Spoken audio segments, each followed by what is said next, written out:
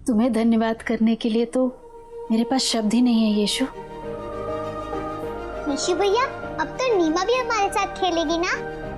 हम उसे अपने सारे खिलौने दिखाएंगे। अब मैं शरबत लेकर आती हूँ। आइए। नीमा, ये देखो हमारे सारे खिलौने।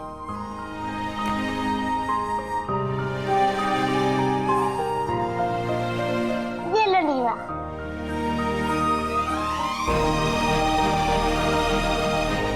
ये लो।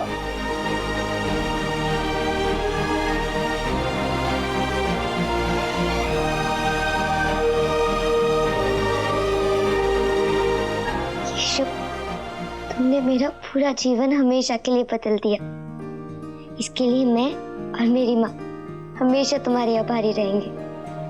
और इसका मतलब ये नहीं है कि मैं भक्त बन गई हूँ। तुम ऐसा बिल्कुल मत समझना कि मैं बदल गई हूँ। मैंने तो ऐसा कभी नहीं कहा कि तुम्हें बदलना होगा नीमा। और मुझे पूरा विश्वास है परमपिता परमेश्वर भी यही चाहता है कि तुम जैसी हो वैसे ही रहो।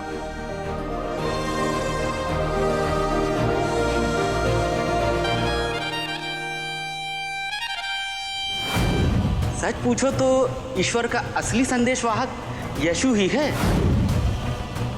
आप बस आज्ञा दीजिए गुरुजी, अभी जाकर यीशु के घर को आग लगा सकते हैं या फिर उनके घर वालों को डरा धमकाकर इस गांव से बाहर कर सकते हैं। नहीं नहीं,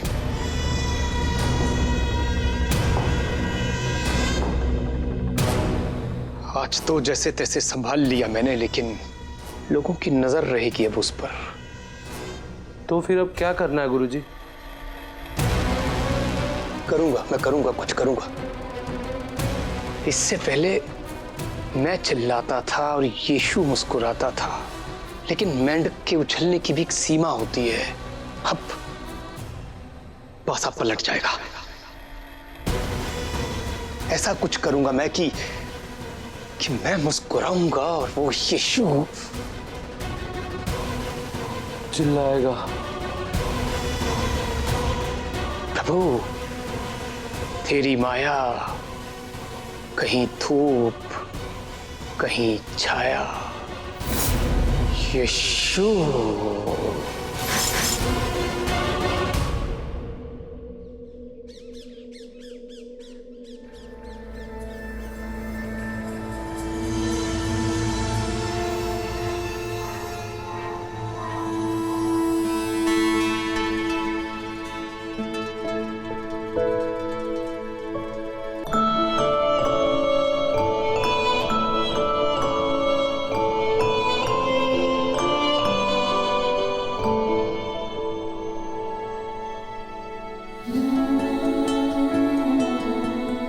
मुझे पूरा विश्वास है कि आज परमपिता परमेश्वर के आशीर्वाद से इन सभी फूलों के रंग अपनी आंखों से देख पाओगी। मैं देख सकती हूँ। तुमने वो चमत्कार कर दिखाया जो मुझे लगता था कभी नहीं हो सकता।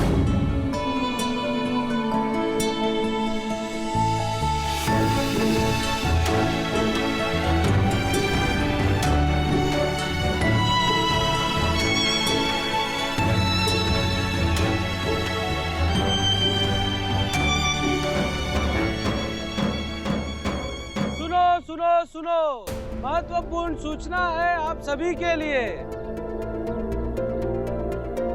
ये कैसी आवाज है? यीशु भैया जल्दी उठिए, मन्नू आया है। उसने बताया कि बाहर पाठशाला के खुलने की घोषणा हो रही है। अब हम भी पाठशाला जाकर पढ़ाई कर सकते हैं। चलिए ना यीशु भैया। चलो।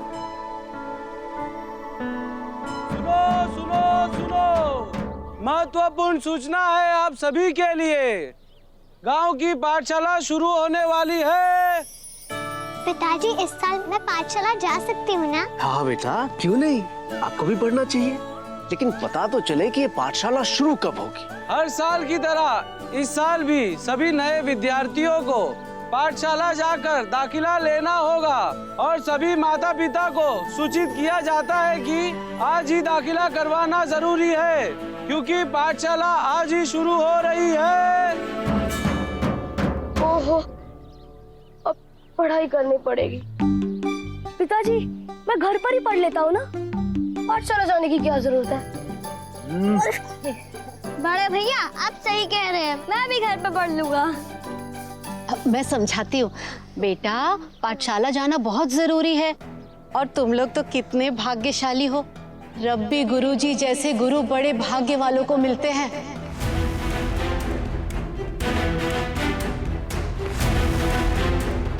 क्या हर साल पाठशाला इसी समय पर शुरू होती है मन्नू? नहीं, छुट्टी 1 महीना और रहती है, पर पता नहीं इस बार इतनी जल्दी कैसे खत्म हो गई।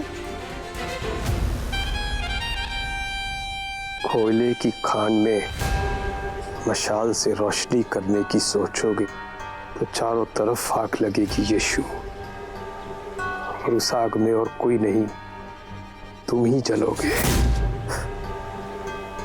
हाँ, इंतजार कर रहा हूं तुम्हारा, ताकि तुम्हें बदनाम करने का मौका मिल सके मुझे।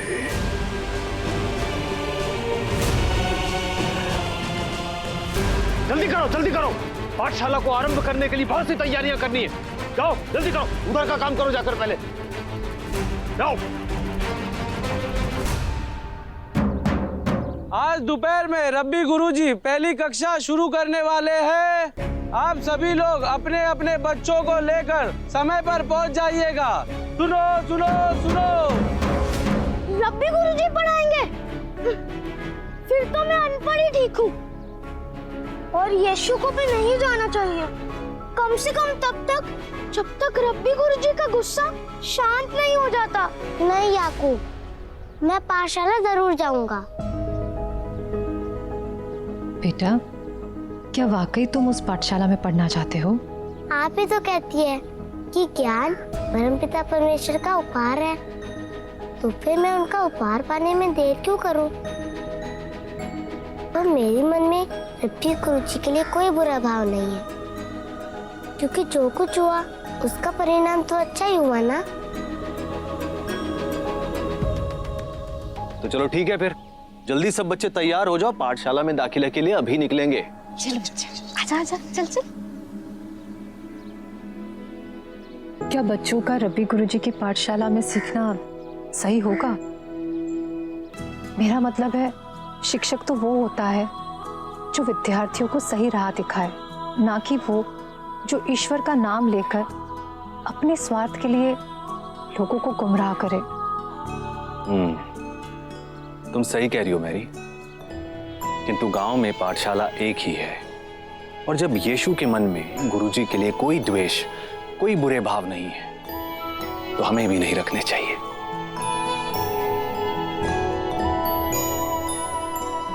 मैं समझता हूं कि तुम्हें किस बात की चिंता है, यही ना कि बच्चों पर रब्बी गुरुजी का क्या प्रभाव पड़ेगा। शायद ईश्वर यही चाहते हैं कि उनका पुत्र उस पाठशाला में दाखिला ले और रब्बी गुरुजी को सही राह दिखाए। आखिर हमारे यीशु के जीवन का मकसद भी तो यही है ना, भटके हुओं को सही राह दिखाना। आप सही कह रहे हैं, मैं अभी अपने बेटे को तैयार करती हूँ। चलो बैठो, तुम भी बैठ जाओ, चलो शरारत मत करना अब इसके बाद।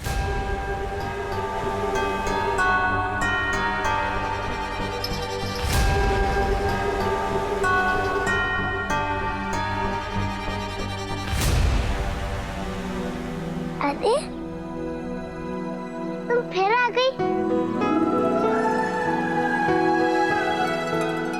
काश कि मैं अपने साथ तुम्हें पाठशाला ले जा पाता। कोई बात नहीं, पाठशाला से आने के बाद हम फिर मिलेंगे।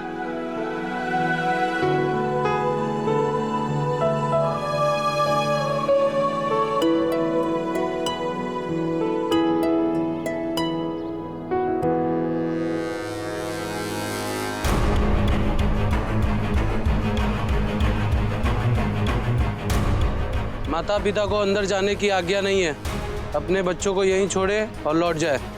हमें यहाँ नहीं आना चाहिए था यीशु। चिंता की कोई बात नहीं है, सब ठीक होगा।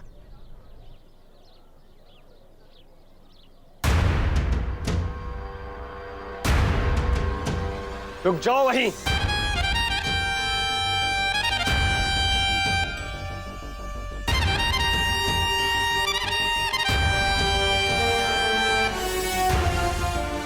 ये विद्या का स्थान है।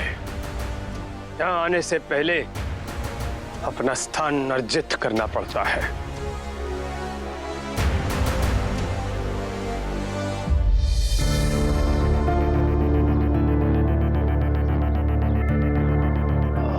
गुरुजी, आप ही बताइए कि क्या करें। सब बच्चे बहुत होनहार हैं और बहुत मन लगा के पढ़ेंगे। हाँ, मालूम है मुझे। बच्चे बहुत ही ज्यादा होनहार हैं, लेकिन निष्पक्षता को ध्यान में रखते हुए प्रवेश परीक्षा अति आवश्यक है। पाठशाला खत्म होने के बाद नए बच्चों की परीक्षा ली जाएगी। जैसी आपकी इच्छा। चलो।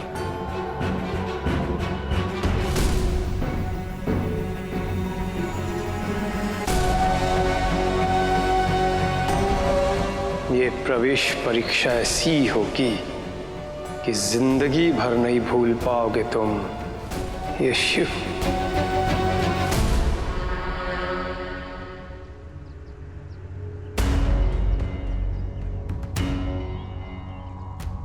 मैंने सब जगह देख लिया, महल से संदेश लेकर कोई पक्षी नहीं आया अभी तक। उम्मीद है कि जॉन सुरक्षित महल पे पहुंच गया होगा।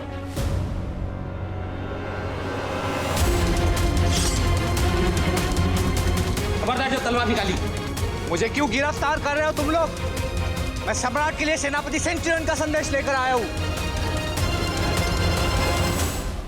आप चिंता मत कीजिए, जैसे ही कोई संदेश आता है मैं आकर आपको बताता हूँ। ठीक है, तुम मुझे रब्बी गुरुजी की पाठशाला के बाहर मिलो। मैंने घोषणा में सुना था कि आज उनकी पाठशाला शुरू होने वाली है। यकीनन यीशु वहां जरूर आएगा।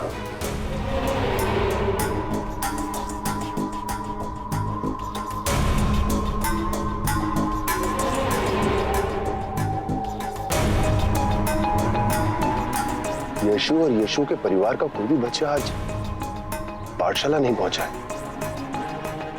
ऐसे कैसे हो सकता है?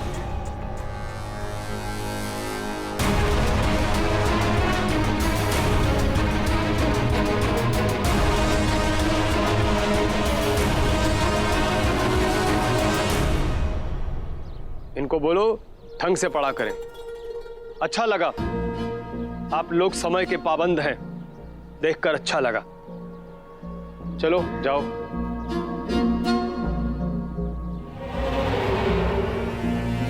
कुछ खास लोगों का इंतजार कर रहा हूं मैं।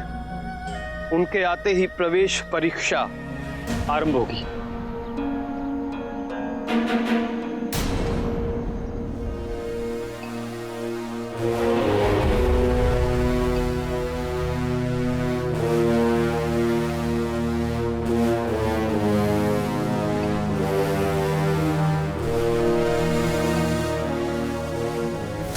बहुत बहुत स्वागत है, बहुत बहुत स्वागत है गुरुजी। मैं बहुत आभारी हूँ आपका, आप सबका बहुत बहुत आभारी हूँ कि आपने प्रवेश परीक्षा के मूल्यांकन के लिए तत्काल समय निकाला। बहुत बहुत आभारी हूँ। क्या ये लोग लेंगे हमारी परीक्षा? ऐसा तो पहले कभी नहीं हुआ। प्रवेश परीक्षा के लिए इतने बड़े बड़े गुरुजी को कभी नहीं बुलाया रब्बी गुरुजी ने।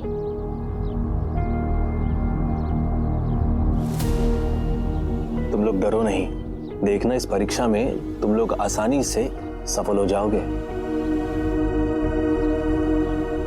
आइए आइए आइए, हटिए हटिए, आइए आइए गुरुजी, आइए।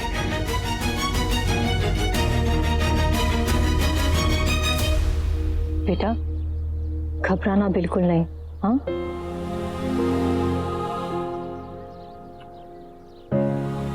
चलो। इस रब्बी गुरु को देखकर ऐसा लगता है कि यीशु का एक दुश्मन यहाँ पहले से मौजूद है। ये प्रवेश परीक्षा काफी दिलचस्प होने वाली है। आज्ञा है गुरुजी, आज्ञा है।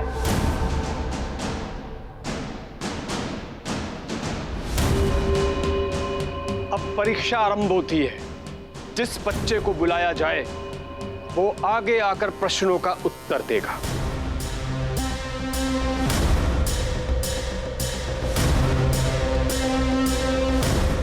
तो सबसे पहले हाँ, तुम आओ।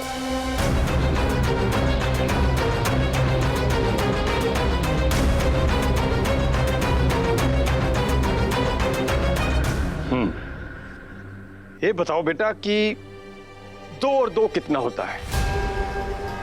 2 और 2 4।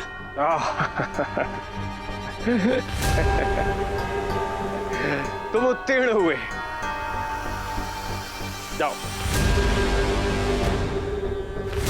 अब तुम आओ।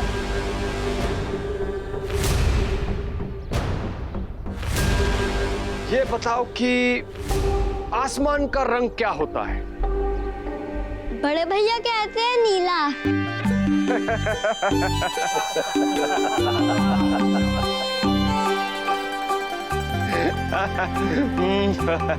उत्तीर्ण हुए तुम, जाओ।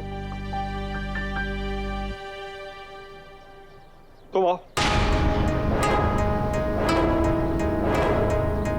प्रणाम करो। ये बताओ कि इंद्रधनुष में कितने रंग होते हैं? धनुष में रंग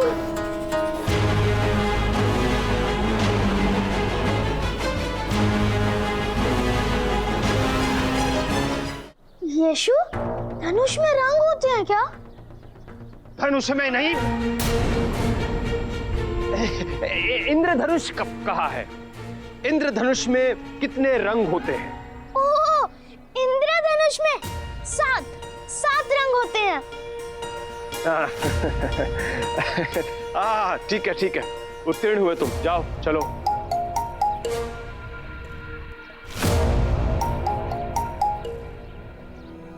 माँ, जब मैं देख नहीं सकती थी तब मैं पाठशाला नहीं आ सकती थी, लेकिन अब तो मैं पाठशाला में पढ़ सकती हूँ ना। बेटा, ये तो तुम्हारे पिताजी ही तय करेंगे।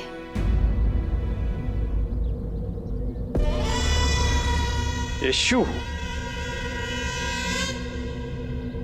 अब तुम आओ।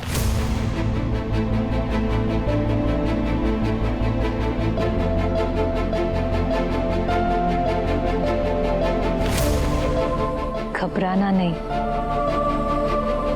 मैं जानता हूँ माँ।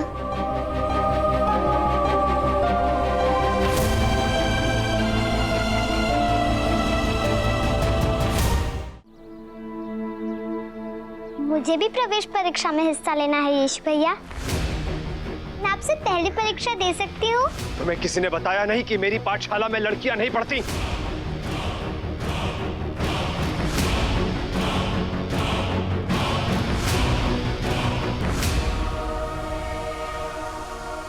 गुरुजी, आशा का दिमाग बहुत तेज है, कृपया करके इसे भी पाठशाला में पढ़ने की अनुमति दे दीजिए।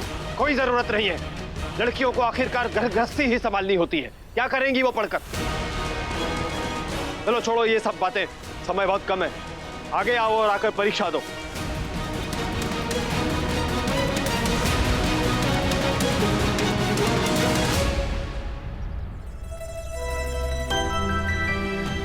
रो मत आशा, तुम पाठशाला में जरूर पढ़ोगी। क्या आप सच कह रहे हैं यीशु भैया? बिल्कुल सच। सब कुछ मेरी योजना के अनुसार ही हो रहा है। इस प्रवेश परीक्षा के माध्यम से मैं तुम्हें इतना बदनाम कर दूंगा कि सारे गुरुओं के साथ साथ पूरा गांव तुम्हारे खिलाफ हो जाएगा। फिर मुझे कुछ करने की जरूरत ही नहीं पड़ेगी। लोग खुद ही तुम्हें धक्के मारकर गांव से बाहर निकाल देंगे। क्या आप ये नहीं जानते कि आपका, मेरा, हम सबका शरीर एक मंदिर है जिसमें आत्मा के रूप में खुद परमपिता विराजमान है? फिर उनका आशीर्वाद पाने के लिए मंदिर या कहीं और जाने की क्या जरूरत है? तुमने कभी सोचा नहीं होगा कि अपनी कही बातों में ही इतना उलझ जाओगे तुम। आओ यीशु, आगे आओ।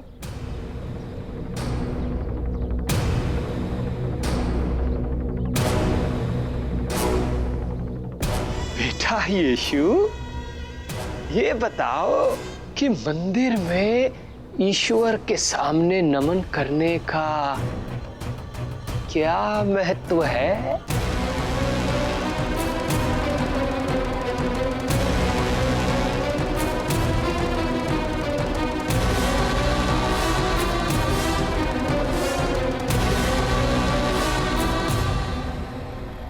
बताओ बताओ।